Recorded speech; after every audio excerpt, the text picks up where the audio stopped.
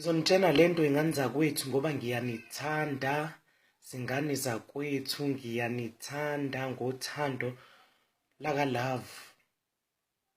Bakithi ake siyekeni ukuthi indoda yami, umuntu wami, straight sami, ihusband yami, uyaphi nje uYami.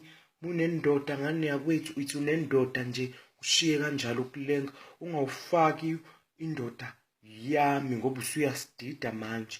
Usuyasidida-ke thina-ke manje usufake uYami. Bakithi akho muntu wamuntu la emhlabeni, umuntu ngokaNkulunkulu phela manje usuzenza uNkulunkulu. Masuthi indoda yami, uhusband wami, ake sikahleni bakithi ukuba nomhobholo.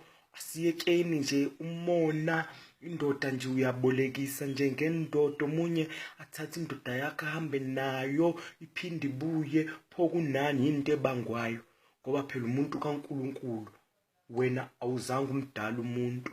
Ngakho-ke ngane zakwethu, mukwi-relationship never ever, noma engabe usekufakile i-ring emnweni, muthi ukuthi uhusband wami, ngoba siyoyikhipha nje leyo ring mntakamana, siyoyikhipha nje iringi, sijole nendoda yakho. Uyibophe ngozankosi kuwena, sifike nokhiye thina sibavule ozankosi labo ubophe ngayo indoda yakho, uphinde uyigqogqoshe emqaleni, siyehlise indoda yakho sijole nayo. Ake sikahleni bakithi ukufaka uYami, asijoleni akube mnandi emhlabeni. Umuntu akuthathele indoda, ungabi nenkinga ngoba awuyena uNkulunkulu.